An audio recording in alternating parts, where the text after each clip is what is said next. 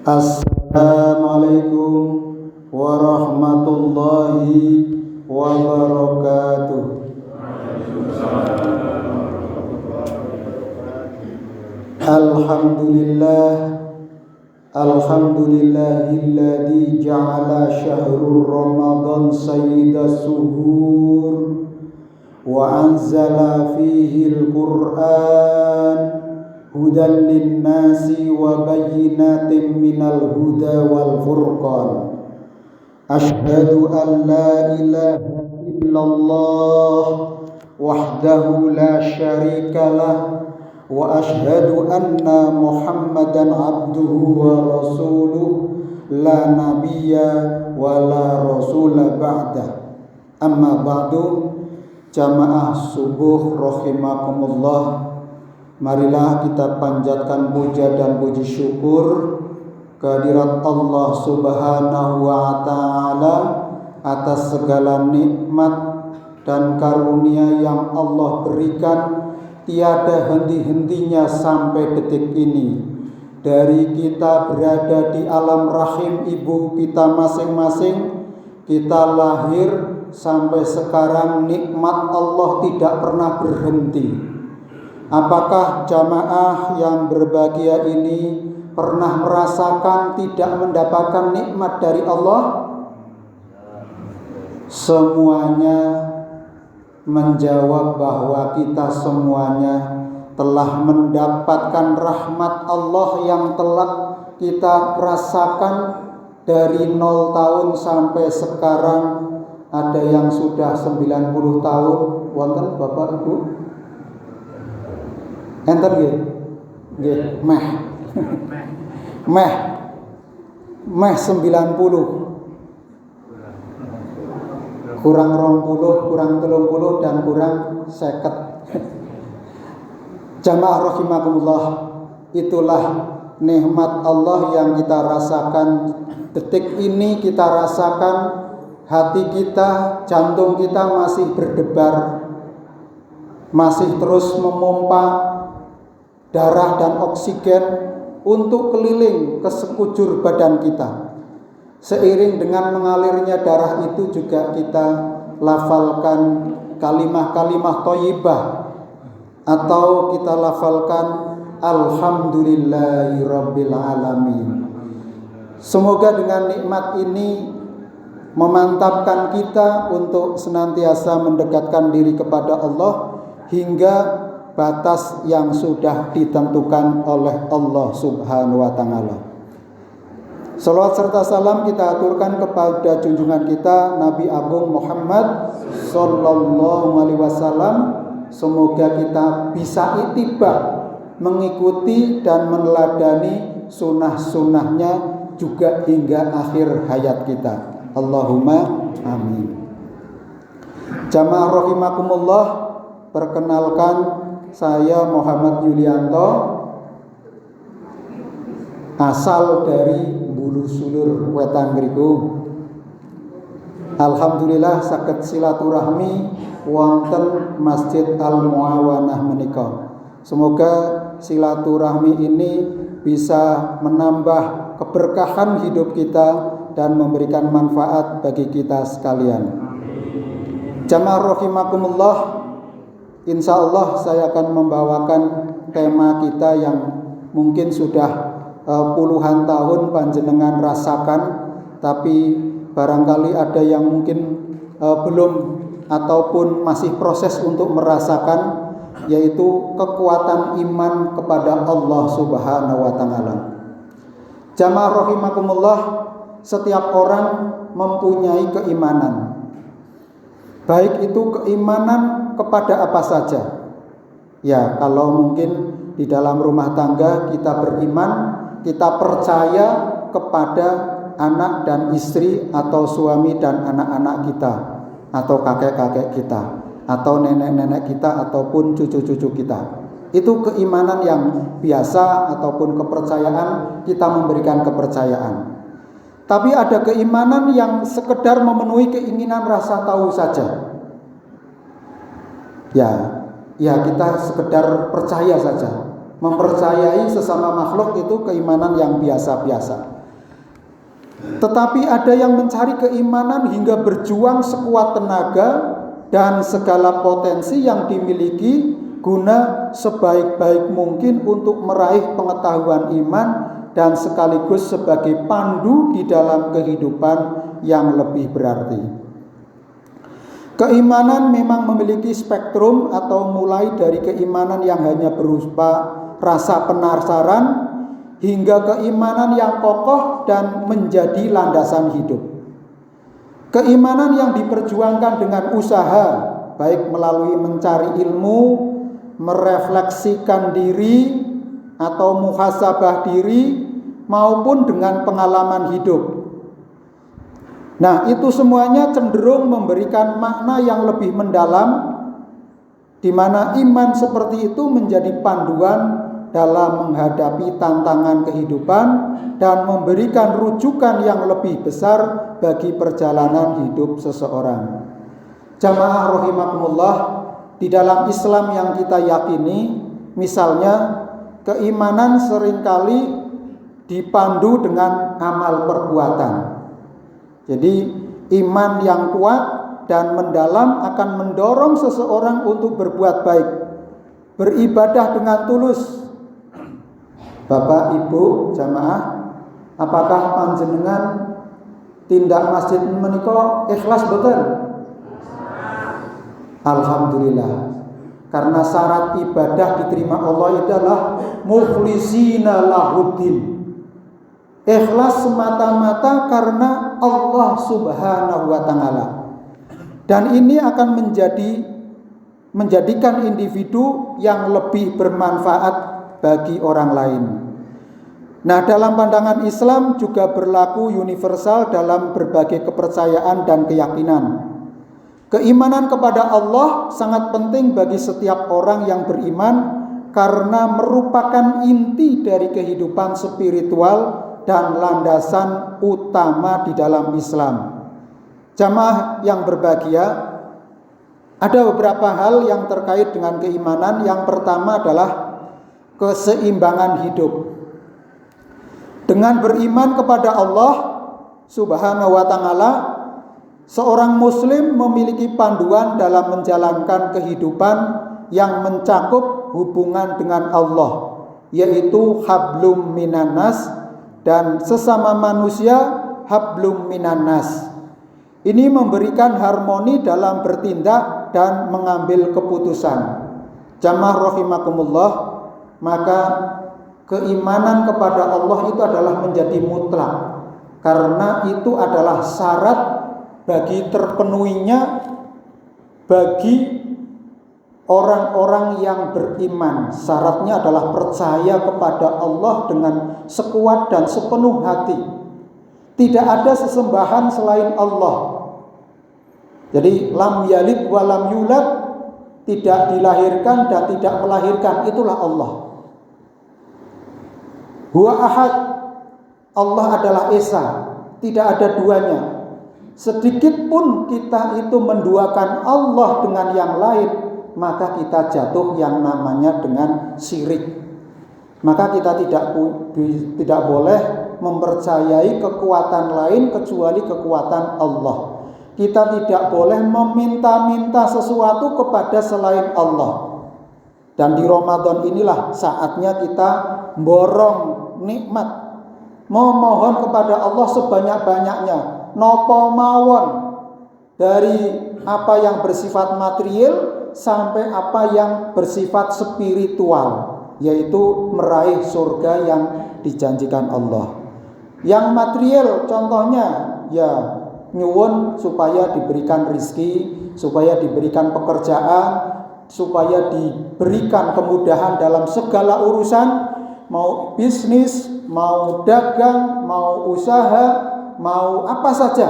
Mohonlah kepada Allah dengan sekuat tenaga, karena Allah Maha Kaya dan kitalah yang hambanya yang miskin. Maka kita keimanan itu akan menjaga keseimbangan hidup kita. Yang kedua adalah motivasi untuk berbuat baik. Keimanan mengajarkan bahwa setiap amal akan dicatat mendapatkan balasan.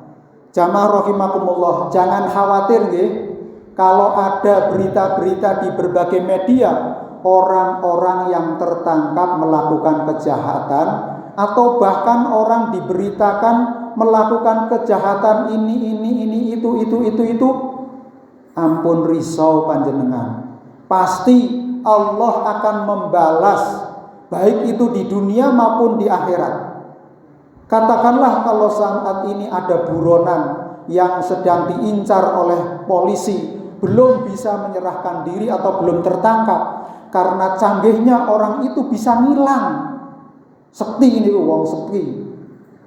Nah, atau sebaliknya itu dilindungi oleh orang-orang di sekitarnya. Sama saja itu semuanya adalah orang yang berbuat zalim. Dan itu semuanya akan dibalas oleh Allah Subhanahu wa taala tunai sesuai dengan perbuatannya. Maka di dalam surat Al-Zalzalah ayat 7 dan 8, A'udzu billahi minasyaitonir rajim. Bismillahirrahmanirrahim. Faman ya'mal mithqala dzarratin khairan yarah. Maka barang siapa yang melakukan kebaikan sekecil atom. Jamaah rahimakumullah, partikel yang terkecil niku napa nggih?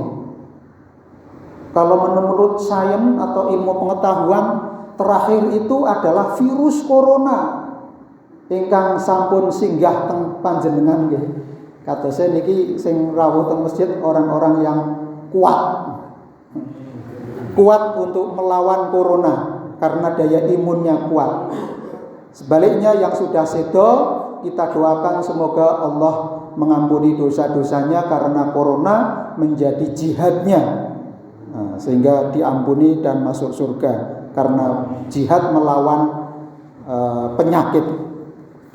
Jadi virus corona itu kecil sekali, besarnya berapa ribu nano itu. Itu saja Allah membalas perbuatan yang baik kita. Tidak hanya sebesar perbuatan yang kita lakukan itu, tetapi dilipat gandakan pahalanya, kenikmatannya. Contohnya ya ini ya, kalau di rumah sakit satu tabung oksigen katanya Pak Muslih niku 3 juta waktu musim corona nih. Tapi alhamdulillah kita tidak perlu beli itu. Semuanya ini free, cuma-cuma Allah berikan kepada kita. Ini nikmat yang terlihat gitu. Maka wa may ya'mal mithqala dzarratin syarran yarah. Barang siapa yang melakukan kejahatan sekecil biji atom, dibalas setimpal dengan kejahatannya. Inilah keadilan Allah itu melebihi. Kalau umumnya orang dibalas sesuai dengan apa yang dilakukan, tapi bagi kebaikan dibalas dilipat gandakan. Kalau di Ramadan itu dikalikan 10, dikalikan 100, dikalikan 700 kali lipat, dan bahkan tak terhingga kenikmatan yang akan kita terima kelak di akhirat. Itu bukan janji omong-omong kosong ya. Itu janji yang pasti dan hak, dan itu harus kita yakini. Nah, inilah letak dari keimanan. Maka baik dan buruk itu sudah jelas menurut akal pikiran kita. Maka kita harus memilih yang baik-baik saja, yang untuk kita konsumsi, yang untuk kita lakukan, sehingga kita akan dapat balasan yang berlipat-lipat. Yang ketiga, jamaah rahimakumullah, keimanan itu sumber ketentraman. Orang yang beriman memiliki keyakinan bahwa Allah selalu hadir dan mengetahui segalanya. Ini memberikan ketenangan hati, terutama saat menghadapi ujian hidup, karena mereka percaya bahwa setiap kejadian memiliki hikmah. Gusti Allah niku mboten sare. Nek panjenengan saged ngantuk, kula nggih ngantuk, niku manusiawi. Tapi Allah Maha mengetahui, alimun khabir, sangat teliti, sangat detail terhadap semua perbuatan kita sekalian. Jadi Allah memberikan hadir dengan kita kemana saja, itu Allah itu sedekat urat leher kita. Panjenengan nek mboten pitados cobi ambil silet, ya urat leher kita ini disobek sedikit, ini macur. Nah, maka langsung diumumkan di mimbar niki, inna lillahi wa inna ilaihi raji'un. Itu sangat dekat kita.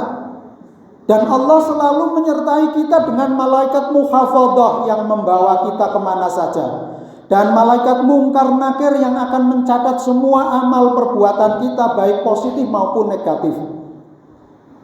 Maka kita jangan khawatir kalau kebaikan kita tidak direken oleh saudara kita atau teman kita atau takmir masjid, seumpama mengetika. Tapi yakinlah bahwa Allah akan membalas kebaikan kita yang tidak terlihat oleh manusia. Yang keempat, jamaah rahimakumullah, keimanan itu adalah memberikan makna hidup. Keimanan memberikan tujuan hidup yang jelas, yaitu untuk beribadah kepada Allah dan mencari ridhonya.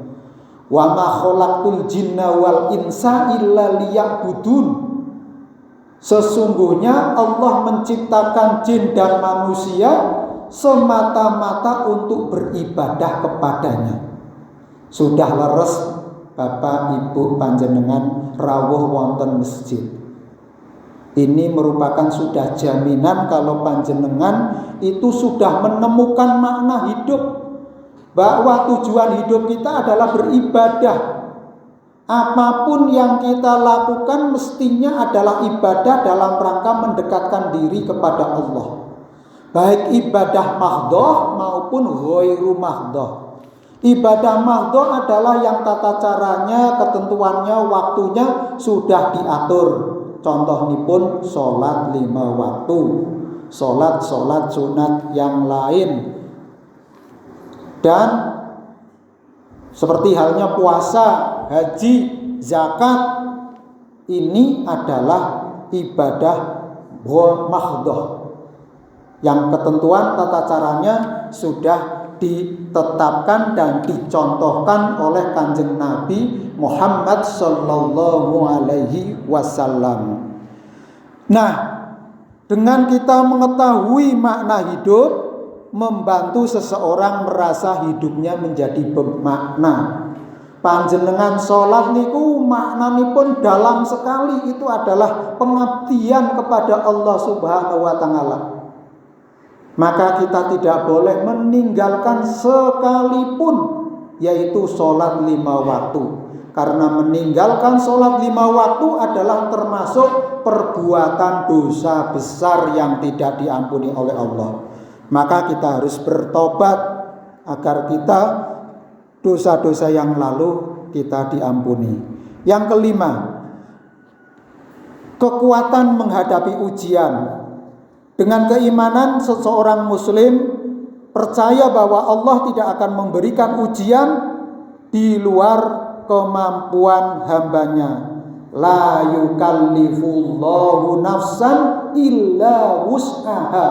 Allah tidak akan memberikan beban kepada hambanya sesuai dengan kemampuannya dewe-dewe. Jadi ada yang dientepi, apa niku dientepi? Diberikan ujian yang berat sekali.